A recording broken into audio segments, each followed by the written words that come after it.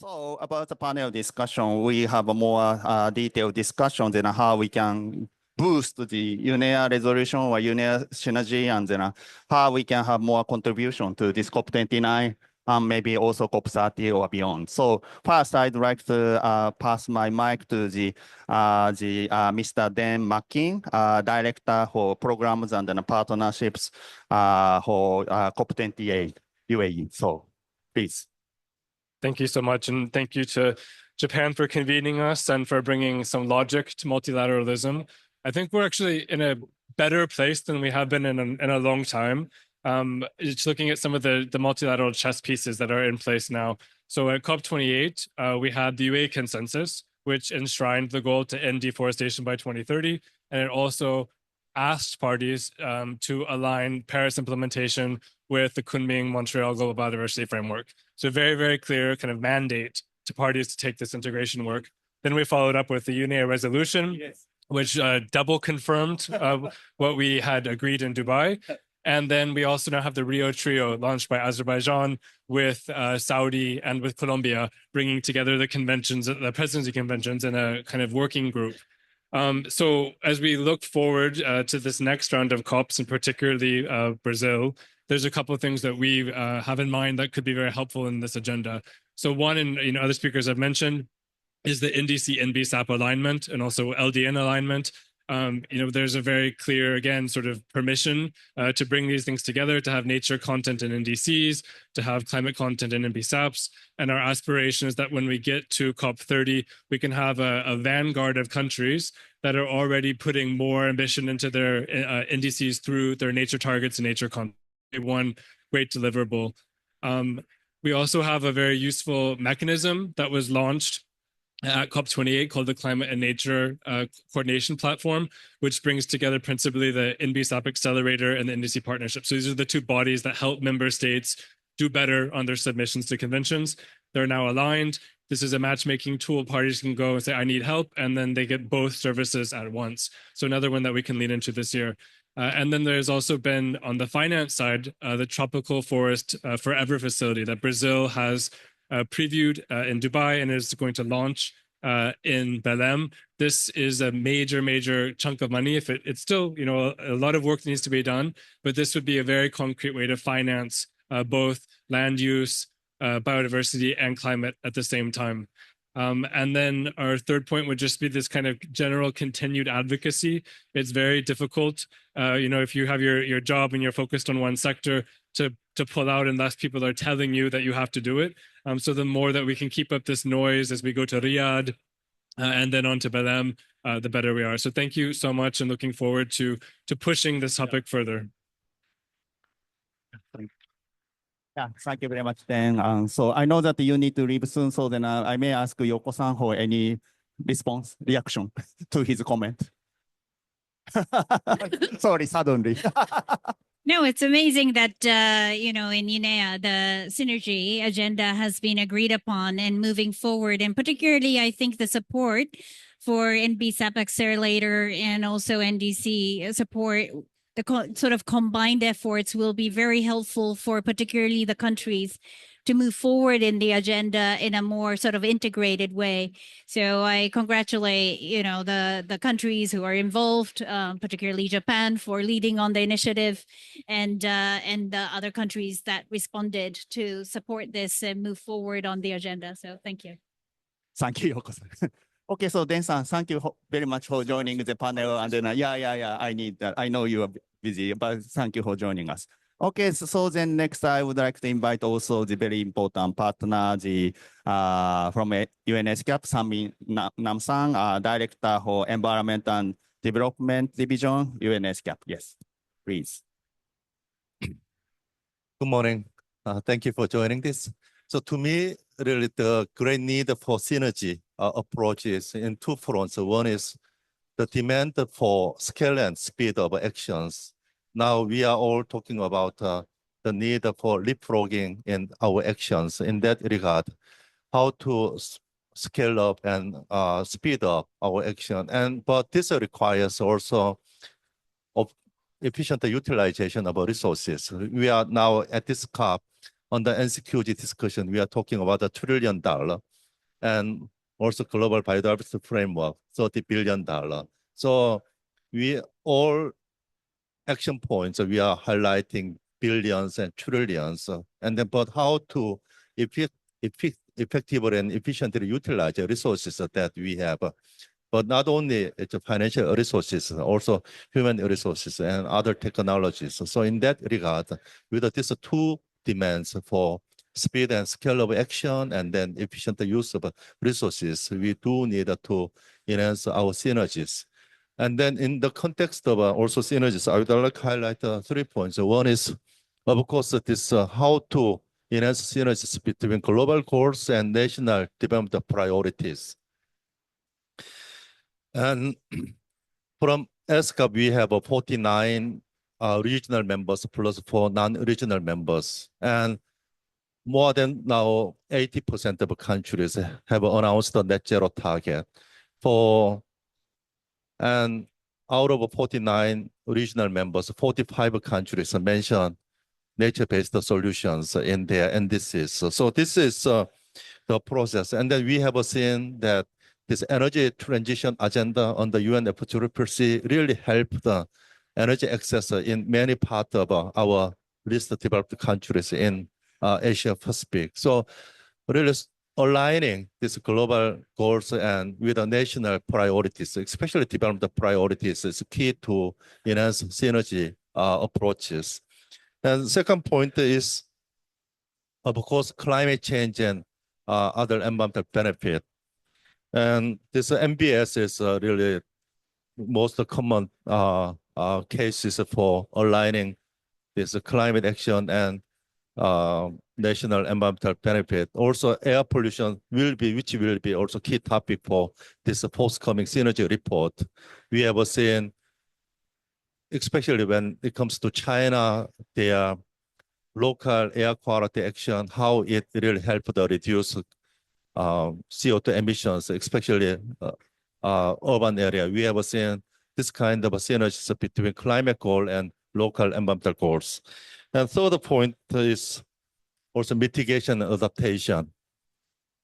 Again, this minister highlighted also the executive director of UNEP highlighted this local context and urban context where we can feel the impact of a different environmental changes and also disasters. So the city is a hub where we can make synergies in that regard. Also bring mitigation and adaptation, resilience and more sustainability together. So how we can utilize the city as a hub and place for connecting these two dimensions together. So with that, yeah, so my point is really we do need to look at synergies, not in the context of climate change and environment, but global goals and national development priorities, and also between mitigation and adaptation, which is being highly spoken.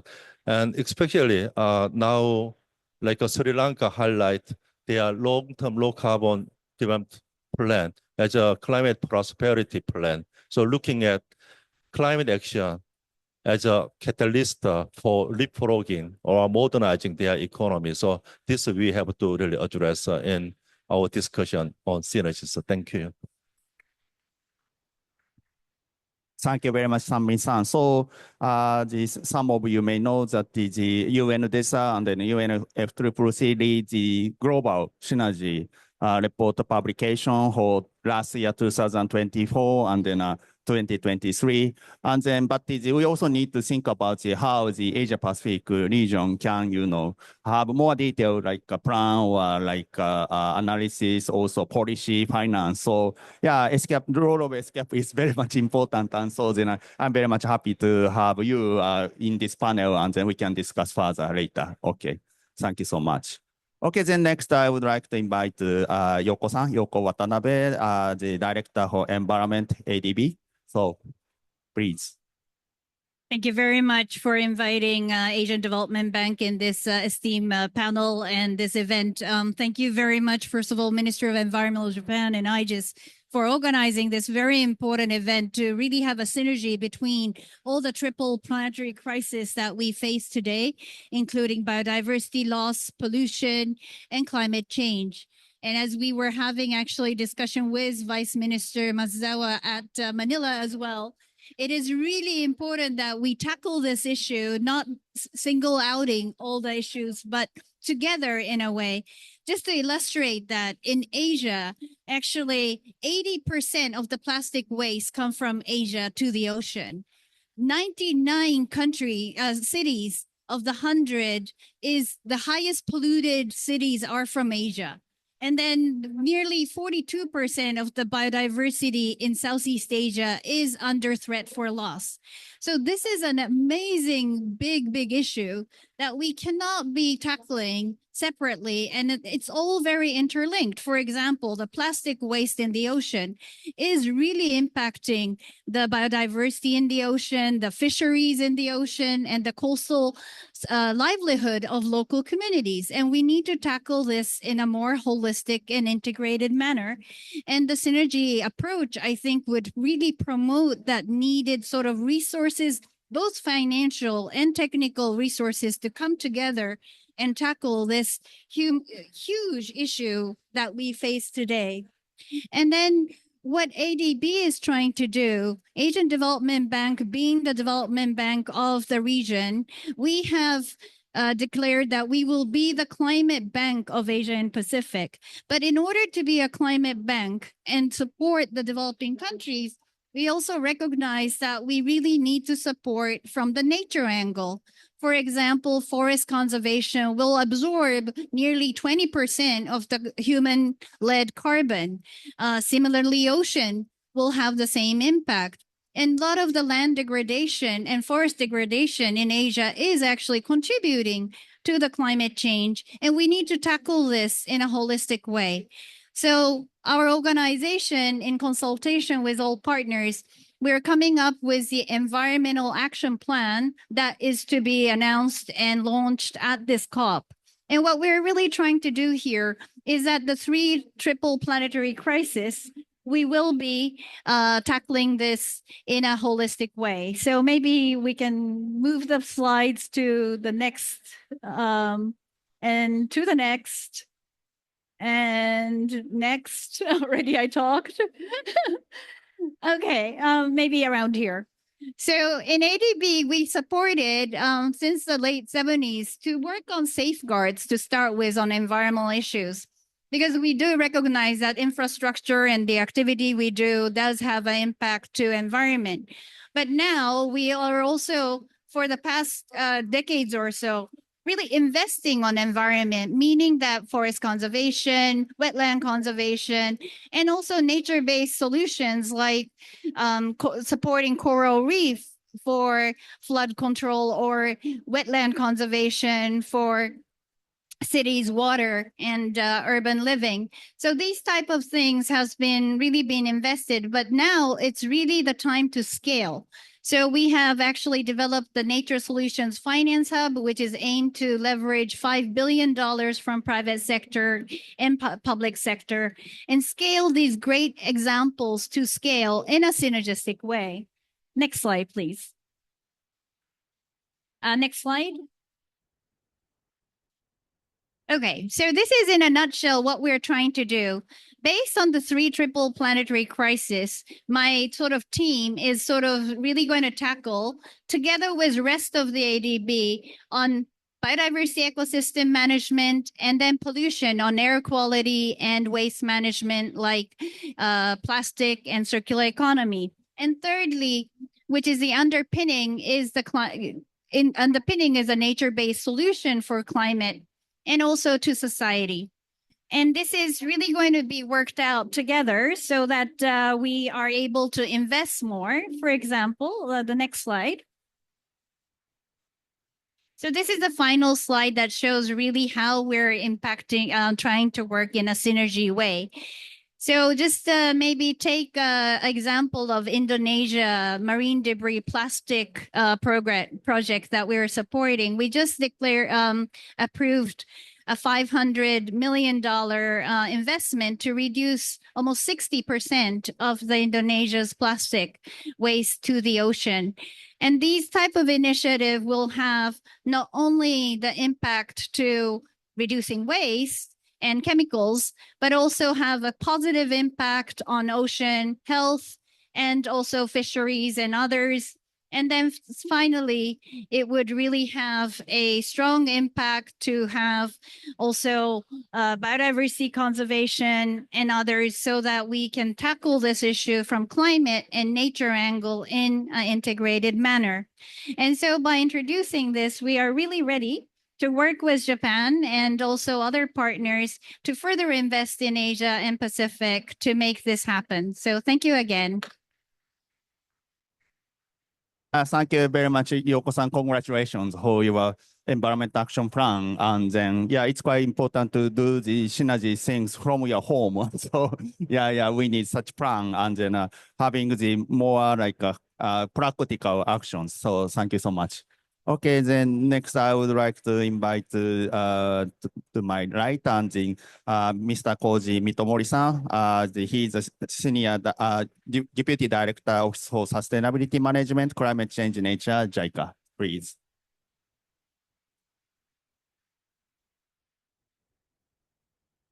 Yes, hear me. Yes, hello. This is Mitomori, and it's it's my honor to be present very important session. And let me explain like a very ground level our strive to synergy things. So and the next please. Firstly, I want to briefly share what is JICA. JICA is a Japanese governmental international development bilateral agency, one of the biggest bilateral cooperation agency, and the main player for Japanese ODA. And we put the focus on we achieve quality growth with align with SDGs goals. That is more similar to synergy. And next, please. And the JICA has been eagerly working on the climate, especially this 4 to 5 years after Paris Agreement implementation period. And they try to put every project climate actions. And considering this situation, especially our partner developing countries have both issues like various development issues. At the same time, they have hugely affected by climate issues. So handling both at the same time is crucially important. So JICA echoes the necessity of synergy between especially climate change and SDGs. And we defined our co-benefit approach. This is the main approach for JICA climate change, and they try to maximize synergy and they try to minimize trade-offs. At the same time, we put highly emphasis on the trade-offs, minimization, which between SDGs and climate change. Next, please. And this will be what we developed. We developed the matrix for utilizing for our project formulation or assessment time. And the vertical is the issues, theme issue basis, and the climate action. The horizontal SDGs goals. And this yellow cell means has both synergy and trade-offs. And the green cell means the synergies. And it means that it clearly shows a lot of more synergies between SDGs and climate. And but at the same time, we need to take care of the trade-offs. So, and for exact project formulation, we need more detailed metrics. So next, please. like a case of environment conservation, we prepare more detailed, you cannot read, sorry, but we prepared very detailed matrix with the internal discussion with directors in charge of the thematic team areas, and prepared like a very for each part, what is the synergy, what is the trade-offs. And we try to utilize this metrics for our project formulation. So next, please. And let me share one project examples. This is the project case in Timor-Leste. We support the river basin forest management project. It targets 4 river basin, 74 villages, 48,000 people. And through this project, in 20 years, it is expected to absorb carbon dioxide, 4.4 million CO2 tons. So, and in this project, we somehow regulate or control the access to local community to natural resources for conservation of forest. So we try to introduce the alternative livelihood, like as agroforestry in communities. And in this project, we analyze synergy and trade-offs. Of course, we have a lot of synergies. The allow in blue means synergy, red means the trade-offs. So reduce poverty, economic growth, GHG emission reduction, synergies. But at the same time, we need to consider some like a trade-offs, like gender equality. So we try to introduce rule to state the female ratio to like a project community group committees. So, and next, please. This will be my last one. And so for we are trying to align with, of course, the synergy report, UN and the UN resolution to expand synergy further. Now we are formulating a new project with consideration of synergy and trade-off utilizing this material. And one of the project is in Peru for transportation project. And also the other is the storage project in Indonesia. And we are also trying to share good cases with collaboration with IGES. And we have just completed case study in Mongolia, which implemented phase transition from heating system from coal to LPG. So, and the JICA will try to conduct this effort to cooperation with various partners. So thank you very much. Thank you very much. So yeah, JICA has a lot of the expertise, also practices on the ground, and so yeah, it's a kind of Japanese prestige, and then yeah. So, but now the question is that how to get more like know-how or analysis of your expertise experience to get more synergies around the world, in the Asia, around the world. So, and then I also would like to invite my colleague Pavilion-san. Yeah, as the Mitomori-san mentioned that we work together to collect the synergy case study, and then he is in charge of the collecting the case study. So he will introduce how we try to getting the more synergy case study, and then yeah. So over to you. Okay, thank you, Fujino-san. So dear guests, so my name is Pavel Hejčík. I'm from the Institute for Global Environmental Strategies in Japan. And I would like to use this opportunity to introduce our initiative. We are building a database together with our partners, and we are collecting good practices that would demonstrate the use of synergies on national level and regional level. And so we would like to analyze, next slide, please. Our aim is to analyze these examples and provide some insight into what synergies could be, and also to identify possibly some areas which are most, where the potential for synergies is the highest. And next please. And we would like to share all the cases online. We would like to make them public, make them available, and also we are thinking about publishing reports, curated reports with the best practices, which would be useful for, let's say, other countries, which would be useful for adopting and promoting the synergistic approaches. Next one, please. We are especially interested in such cases where pursuing several objectives at the same time led to better results when they are kind of pursued in isolation. So that's basically the definition of synergies. So we are interested in synergistic approaches. We are interested in co-benefits, and also we are interested in such cases where the trades-off were kind of diminished. Next one, please. So this is an example of a template we are using for gathering the information. This is example, as Mitomori-san just mentioned, this Mongolia case, which JICA kindly shared with us. So here you can see some of the information we are looking for. We are not interested only into the action which is taken, but also we are interested in the background of the action. We are interested in the enabling factors, because at the end we would also like to assess the scalability and replicability of the case. Okay, so next one, please.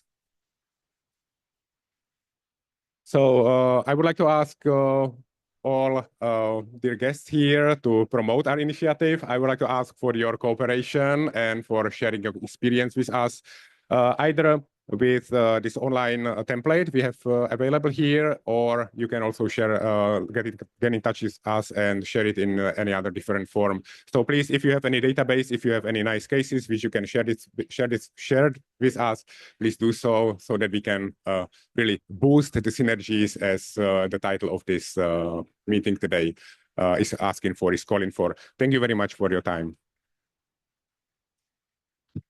Thank you very much, Pavel-san. He will stay until the end of this week, so then please catch him to have more detailed kind of the like a discussion. Thank you. I need to leave tomorrow, so sorry, but okay. Yeah. When I prepare this side event, then I have a very good communication with the youth group. And then youth group kindly offer that to sharing his view or his will to get more synergies. And then I would like to invite the Mr. Asahi Kin-san, the Youth Environmental Energy or Climate Youth Japan, and then please come to the stage, and then yeah, please share your view.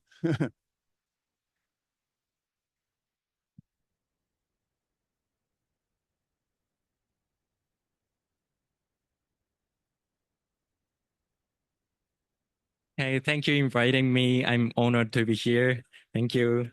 So I'd like to talk about synergy from youth perspective. Okay, so I think the best thing about synergy is that it makes complex problems easier to understand by simplifying them. So it's easier for people to take action when we can create a big impact through synergy all at once, rather than addressing each problems separately. So, however, for us as youth, I think the real challenge is to learn about, understand the complicated details behind synergy. For example, when we talk about working on the circular economy or zero carbon, we have to know a lot of knowledge from many areas, such as producing resources and manufacturing and even marketing.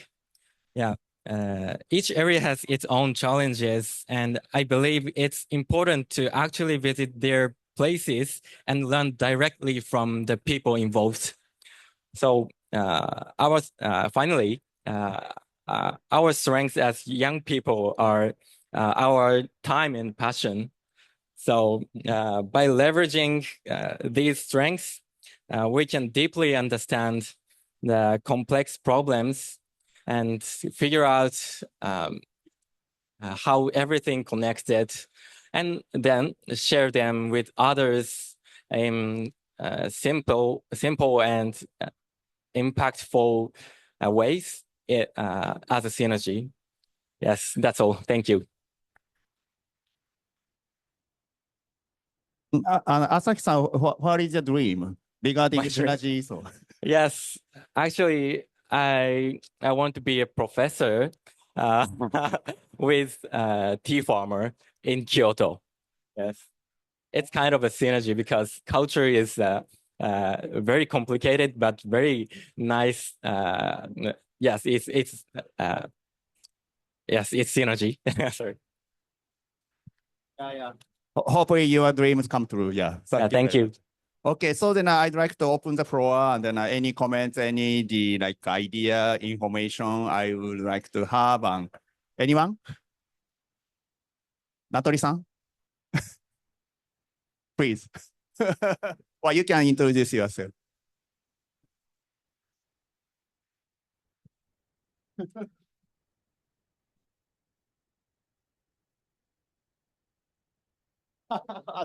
Sorry. Yeah, she's a media, and then she catch up any information in this COP29, and then she will bring back all the discussion or her interesting discussion to Japan. Okay, thank you very much. Any other people who may make any comments or information, any idea regarding the synergies? Anyone or the Mitomori-san, please. Yes. Before the audience thinking, so I forgot to mention one important thing. The important part of we prepared matrix and the utilization of matrix. We utilize it for the communication tool with our partner countries, like a new project formulation. Not only JICA, also our partner countries consider what is the synergies, what is the trade-offs, and they utilize those matrix makes it like we can share the common understanding. So and the hope it would promote like a sort of the synergy among our partner countries. So and then we just started like Indonesian case and coming Peru. So that's what I missed in my previous explanation. Thank you very much, Mitomori-san. So any reaction from the Nami-san and Yoko-san about the JICA's initiative? Yoko-san may first. No, I think it's a really important way to communicate and develop a relevant initiative. And in that regard, maybe let me also share that among the MDBs, the multilateral development banks, we're also committed to basically monitoring our investment, how much these are really benefiting or impacting to climate and both nature. And we are developing indices that are commonly used among the multilateral development banks, like ADB and World Bank and IADB. We all come together and come up with a common principle and common methodology, so that we can really show the impact of the synergy sort of approaches. And I think that's the next step that we really need to go, so that we're not, sort of walk the talk and really have an impact on the ground. Ami-san, please. Listening to interventions from my colleagues, one is, really measuring synergy effects and quantifying the benefit. That is very important for conceptualizing potential policies and also for communicating with the stakeholder groups. That's the first point. And really localizing, also the case of a JICA's project, localizing synergy actions. So this is where the cities and rural area, that's the place where you can feel impacts from different sides, also synergies from different sides. So in that case, localizing actions for synergies. And my third point is, at the end, even if we talk about the synergies across issues, but it is institutions that work on, where the trade-off work on these synergies. But the siloed arrangement of organization and even within organization, different department, the siloed arrangement of institutions, organization also create siloed approaches. So how to also our own communication on synergies across institutions and organizations, and also making system where they can work together. That would be also important elements. Thank you. Thank you very much. And the future professor, any response? Please. Yes, actually, I don't figure out they saying it at the presentation, but yes, yes, my major is bioeconomy. In my master's course in Germany, it's Germany Pavilion is there, though.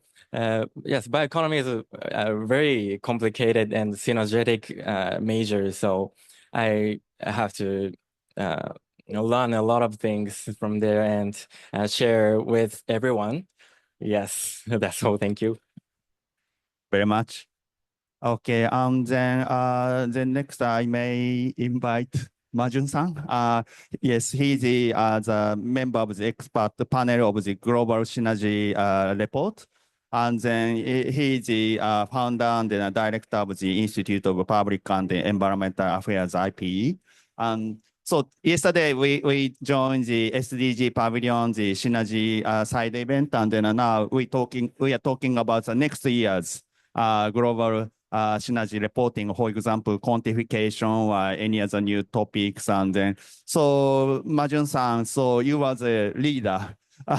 You are the expert to develop the global report, but also you are based in China, Asia Pacific. So how do you think that how we can contribute more? Like we have like a future professor or JICA, ADB, SCAP, IJS, and many Asian groups, including you. So how Asia Pacific team can contribute to the global synergy development or the next challenge? Yeah. So sorry for suddenly ask you, but thank you very much. I thank Junichi-san for inviting me, and I'm sorry I had earlier sessions and came later, and I can catch up with the future professors' remarks and also Koji-san's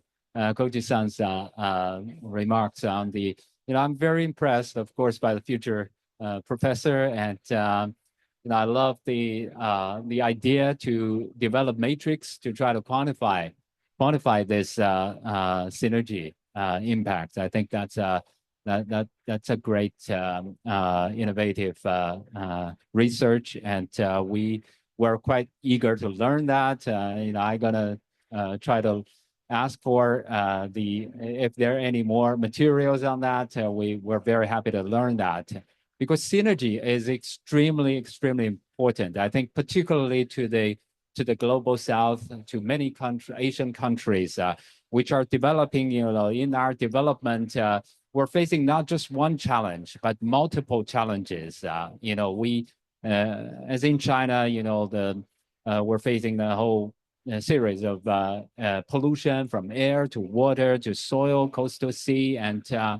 then the biodegradation and degradation of our ecosystem, and of course climate change, and all this triple planetary crisis that now kind of making impact. So if we want to address one issue, all these issues one by one, the efficiency is going to be low, and the cost would be unimaginable. We spent the past 10 years working on our pollution control and making quite some progress, but we spent trillions to deal with our pollution.